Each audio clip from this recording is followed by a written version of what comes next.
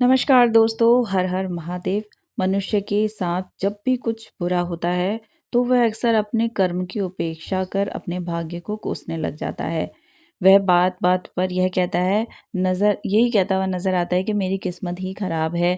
वह ये भूल जाता है कि भाग्य का धागा उसके कर्मों से जुड़ा है, जिसे वह अनदेखा कर रहा है।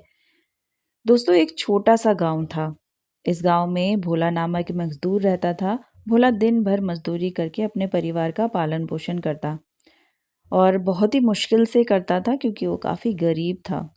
भोला अपनी जिंदगी से बहुत ही परेशान था। वह सोचता था कि दिन भर मजदूरी करता हूँ, तब भी परिवार का पालन पोषण सही से नहीं कर पाता। भोला अपने आप को हमेशा कोसता रहता था। वह सोचता, काश अच्छा काम मिल जाता तो यह भी अन्य लोगों की तरह जीवन व्यतीत कर पाता। भोला को लगता था कि हर दुख मुझे ही आकर क्यों घेरता है, हर संकट मेरे ही सर पर क्यों पड़ता है। एक दिन भोला मजदूरी करके शाम को अपने घर की तरफ जा रहा था। तभी अचानक उसकी नजर जंगल के एक शेर पर पड़ी। वह शेर शिकार को पंजे में दबाए हुए एक पेड़ के पास आकर बैठ गया और वहीं पर उसने उस शिकार को खाने लगता है। जब वह परेशान आदमी उस शेर को देखता है तो कहने लगा कि क्या जिंदगी है इसकी, यह शेर की क्या मजे का जीवन जी रहा है।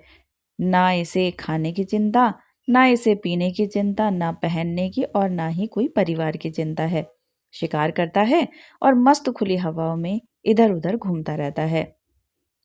सारे दिन जंगल में यूं ही मस्ती करता रहता है। असल जिंदगी तो यही है। असली जीवन तो यह शेर जी ही जी रहा है। और फिर भोला आसमान की तरफ देखकर जोर जोर से चिल्लाता है कि काश मैं भी एक शेर होता तो मुझे भी कोई दुख ना होता, मुझे भी कोई परेशानी नहीं होती। काश मैं भी शेर होता। तब भोला 2 से 3 बार जोर जोर से चिल्लाता है कि काश मैं भी शेर होता तो मुझे भी कोई दुख ना होता, मुझे भी कोई परेशानी ना होती। तभी आसमान में अचानक बिजली कड़कने लगती है और आसमान से आवाज आती है कि हे इंसान, क्या यह हमने सच सुना है कि तू हमारी दी हुई जिंदगी से परेशान है? क्या तू एक शेर बनना चाहता है?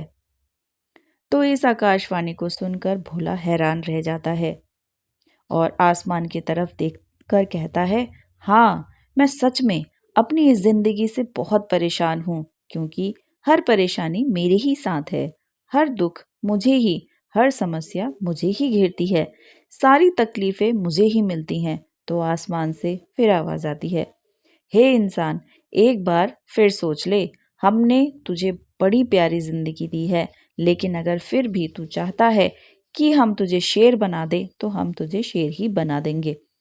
लेकिन अगर एक बार हमने तुझे शेर बना दिया तो फिर हम तुझे शेर से दोबारा इंसान नहीं बनाएंगे। यह सुनकर भोला तुरंत जवाब देता है कि मैंने अच्छी तरह सोच लिया है कि मुझे शेर ही बनना है, और एक बार शेर बनने के बाद मैं दोबारा कभी भी नहीं कहूंगा कि मुझे इंसान बनना है। तभी ऊपर से आवाज आती है कि जैसी तुम्हारी इच्छा, और वह भोला शेर बन जाता है। शेर बनते ही भोला खुली हवाओं में घूमने लगता है। कभी घूमता हुआ इधर चला जाता तो कभी घूमता हुआ उधर चला जाता और सोचता, क्या मजे की जिंदगी है, असल जिंदगी तो यही है। ना कोई चिंता, ना कोई परेशानी, ना कोई डर। वह सारा दिन खुले आसमान के नीचे आराम से जंगल में घूमता रहता।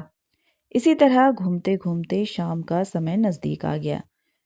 तो वह सोचता है कि मेरे पास रहने का एक भी ठिकाना नहीं है, तो एक ठिकाना तो होना चाहिए। मेरा अपना एक घर होना चाहिए जहां मैं रात को आराम कर सकूं।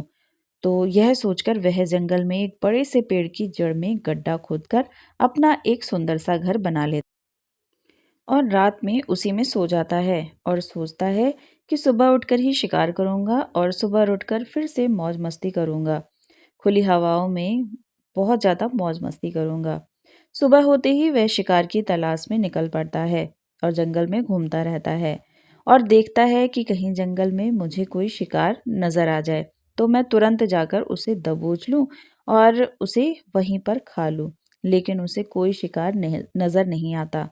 फिर समय बीत जाता है, वह लगातार जंगल में शिकार ढूंढता रहता है, लेकिन उसे कोई भी शिकार नहीं मिलता। उस जंगल के पास थोड़ी दूरी पर एक और जंगल था। वह उस जंगल में चला जाता है, यह सोचकर कि शायद वहां कोई अच्छा सा शिकार मेरे हाथ लग जाए, जिससे मेरी भूख शांत हो जाए। वह जंगल में घूम घूम कर शिकार को ढूंढता रहता है। जंगल के बाहर जाकर भी शिकार को ढूंढता है, लेकिन उसे वहां पर भी कोई शिकार नहीं मिलता। शाम का समय नजदीक आ जाता है तो शेर बना भूला मायूस होकर वापस अपने घर की तरफ लौट रहा होता है। ये रास्ते में थक कर एक पेड़ के नीचे बैठ जाता है। जब वह एक पेड़ के नीचे बैठा होता है तो उसकी नज़र एक बीमार खरगोश पर पड़ती है, जो कि अधमरावस्था में होता है। वह शेर तुरंत जाकर उसे दबोच लेता है, उसकी हड्डी निकालकर अलग कर देता है और उसे खा जाता है। उस खरगोश को खाने के बाद वह अपनी घर की तरफ चला जाता है और रास्ते में सोचता है कि चलो, बीमार खरगोश ही सही, लेकिन कुछ खाने को तो मिला। शेर अपने घर पर पहुंचकर आराम करने लगता है और सोचता है कि सुबह एक अच्छा सा शिकार मिल जाए तो अपनी भूख मिटा लूंगा। अब जैसे ही सुबह का प्रकाश होता है तो वह अपने शिकार की तलाश में फिर से निकल जाता है। अपने शिकार की तलाश में वह घने जंगल में भटकता रहता है, लेकिन इतना भटकने के बाद भी आज फिर भी कोई शिकार उसके हाथ नहीं लगता। काफी समय बीत जाता है तो वह पहाड़ियों की ऊंचाई पर जाकर अपनी तेज नजरों से शिकार ढूंढने की पूरी कोशिश करता है। शिकार ढूंढने की वह बहुत कोशिश करता है, लेकिन उसे वहां पर कोई भी शिकार नजर नहीं आता। फिर शेर पास के एक दूसरे जंगल की तरफ जाता है, लेकिन उसे वहां पर भी कोई भोजन नहीं मिलता। इसी प्रकार पूरे दिन जंगलों में घूमते घूमते शाम का समय नजदीक आ जाता है तो वह निराश होकर भूखा वापस लौटने लगता है और रास्ते में एक पेड़ के नीचे आकर बैठ जाता है और सोचता है शायद आज फिर कोई बीमार खरगोश मेरा इंतजार कर रहा हो। लेकिन मित्रों, कहते हैं ना कि हर बार किस्मत मेहरबान नहीं होती है। आज उसे कोई बीमार खरगोश भी नहीं मिला।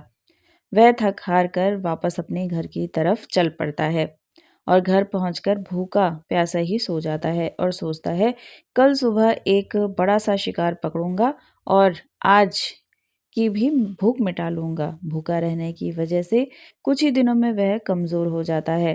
रात को वह अपने घर में गहरी नींद में सोया होता है कि तभी अचानक एक भयानक सा तूफान आ जाता है और तूफान की हवा इतनी तेज होती है कि जंगल के बहुत सारे पेड़ों को उखाड़ देती है और पेड़ से अ, टूटकर बहुत सारे पेड़ जो हैं वो टूट जाते हैं और गिर जाते हैं। पूरा जंगल तहस-नहस हो जाता है। तूफान के बाद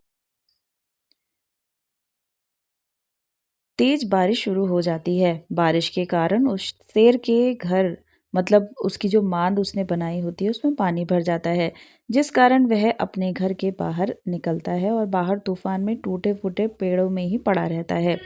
वहां पर नीचे एक नोकदार लकड़ी पड़ी होती है जो कि उसके पंजे में गड़ जाती है और उससे वह बुरी तरह घायल हो जाता है।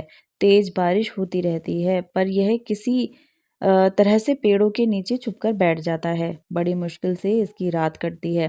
जब सुबह होती है तो बारिश रुक जाती है। बारिश के रुकते ही चारों तरफ चिड़िया चहचहाने लगती हैं। चारों तरफ हरियाली छा जाती है। नदी और झरना तेजी से बहने लगते हैं। सब कुछ फिर से पहले जैसा हो जाता है। लेकिन यह शेर अब पहले जैसा नहीं रहता। उसका पैर बुरी तरह घायल हो चुका है। उसके पंजे में जो लकड़ी घुसी थी उसकी वजह से उसका पंजा पूरी तरह से लहूलुहान हो जाता है। और मित्रों, मैं आपको बताऊं कि शेर का जो पंजा होता है वह उसके शिकार को पकड़ने के लिए बहुत ज़रूरी होता है, क्योंकि शेर के पंजों से ही वह अपने शिकार को पकड़ता है और दबोचता है और फिर अपने नुकीले दांतों के माध्यम से नोचकर उसको खाता है। लेकिन अब इस शेर का पंजा पूरी तरह से घायल हो चुका था और पिछले कुछ दिनों से वह भूखा भी था। शिकार की खोज में घूमता रहता, लेकिन उसे फिर भी कुछ नहीं मिलता और सोचता कि शायद फिर कहीं बीमार खरगोश मिल जाए, लेकिन ऐसा बार बार नहीं होता। कुछ देर बाद तक घूमता रहता है, फिर भूख और दर्द के मारे थकावट से झाड़ी पर आकर बैठ जाता है। वह झाड़ी में आकर बैठकर सो जाता है, लेकिन उसे पता नहीं था कि वहाँ एक मुसीबत उसका इंतजार कर रही है। वह मुसीबत क्या थी कि 8 से 10 जंगली कुत्तों का एक झुंड मिलकर उसे परेशान करने लगा। जंगली कुत्ते उसके ऊपर आकर उसके घाव को नोचने लगे। उन्हें भी पता चल जाता है कि शेर घायल है और भूख की वजह से वो कमजोर है और यह अब भाग नहीं सकता। शेर जंगली कुत्तों से बचने के लिए थोड़ा सा आगे भागता है और फिर दूसरी झाड़ी में जाकर बैठ जाता है। कुत्तों से पीछा छुड़ाने का प्रयास करता है, लेकिन वह फिर उसके पीछे आ जाते हैं। तो वह फिर भागकर थोड़ी दूर आगे भाग जाता है, लेकिन वह उसका पीछा वहां पर भी नहीं छोड़ते और बार बार उसके पास आकर उसे परेशान करते हैं और उसे पहले से ज़्यादा घायल कर देते हैं। शेर फिर वहां से भागने लगता है और जैसे तैसे कुत्तों से अपना पीछा छुड़ाता है। अब शेर ठीक से चल भी नहीं पा रहा था, क्योंकि वह भूखा भी था और घायल भी था। तो वह चलता और थोड़ी सी दूर जाकर बैठ जाता। इसी तरह भूख और घायल हालत में एक दिन गुजर जाता है, दूसरा दिन गुजर जाता है और ऐसे ही तीसरा दिन भी गुजर जाता है। शेर की हालत और खराब हो जाती है। ऐसे ही कई दिन बीत जाते हैं, लेकिन उसकी हालत में कोई भी सुधार नहीं हो पाता। उसकी हालत बद से बदतर होती चली जाती है। 7वें दिन जब शेर बिल्कुल खत्म होने की स्थिति में आ जाता है, उसके अंदर बिल्कुल भी ताकत नहीं बचती और उसके शरीर का उसका साथ छोड़ने लगता है, तो उसे जंगल में दूसरे जंगली जानवर भी परेशान करने लगते हैं। शेर दूसरे जानवरों से परेशान करने की वजह से जंगल से बाहर जाने लगता है। तो वह किसी तरीके से चलकर पास के एक इंसानों के एक अस्पताल में जाकर पहुंचकर गिर जाता है और वहां से आने जाने वाले मरीजों को देखता है और अपने आप से कहता है, काश आज मैं एक मनुष्य होता तो ऐसे में छोटे मोटे जख्मों का अस्पताल में इलाज करवा लेता, या किसी को बता देता कि मैं भूखा हूँ, परेशान हूँ, बता देता कि मैं मुझे यह परेशानी है। काश अपना दुख किसी से कह सकता कि काश मैं इंसान होता, लेकिन आज मैं एक ऐसा बेजुबान जानवर हूँ जो कि किसी से कुछ भी नहीं कह सकता, किसी को अपना दुख भी नहीं बता सकता, किसी से कोई मदद भी नहीं मांग सकता। यही बात सोचकर वह वहीं पर दम तोड़ देता है। वह अपनी जान की कुर्बानी तो दे देता है, लेकिन साथ ही हमें यह सीख भी दे जाता है कि आपको भगवान ने जैसा बनाया है, आप जैसे भी हो, अच्छे हाल में हो या बुरे हाल में हो, और उसी में बेहतर बनने की कोशिश करते रहो। ना कि इस बात से परेशान हो कि काश मैं ऐसा होता, काश मैं वैसा होता, काश मैं ये बन जाऊं, काश मैं वो बन पाऊं। आपको जैसा भी बनाया गया है, आप उसी में अपना बेहतर करने का प्रयास करो। मित्रों, यह कहानी तो काल्पनिक है, लेकिन हमें जीवन की एक बहुत बड़ी सीख सिखाकर जाती है कि हम जैसे भी हैं अच्छे हैं, बस हमें उसी में अपना सर्वश्रेष्ठ बनने का प्रयास करते रहना चाहिए। आपके जीवन में कोई छोटी या कोई बड़ी चुनौती आए तो ईश्वर द्वारा की गई केवल परीक्षा मात्र है, जिसमें सफलता प्राप्त करने वाला भाग्यवान कहलाता है। अपने भविष्य और भाग्य के निर्माता आप स्वयं हो। इसीलिए मित्रों, नकारात्मक सोच को स्वयं से दूर रखो। हर विपरीत परिस्थिति में कुछ ना कुछ सकारात्मक सोचें। मुसीबत हमारी जिंदगी की एक सच्चाई है। कोई इस बात को समझ लेता है तो वह पूरी जिंदगी इसका रोना रोता है। जिंदगी के हर मोड़ पर हमारा सामना मुसीबतों से होता है। इसके बिना जिंदगी की कल्पना ही नहीं की जा सकती। गीता में भी भगवान कृष्ण ने कहा है कि मनुष्य को सदैव अच्छे कर्म करने चाहिए, क्योंकि कर्मों के क्षीण हो जाने पर भाग्य भी नष्ट हो जाता है। जिस मनुष्य का अपने कर्मों पर अटूट विश्वास होता है और जो मनुष्य अपने कर्मों पर सदा अडिग रहता है, केवल वह ही मनुष्य जीवन में सफल होता है।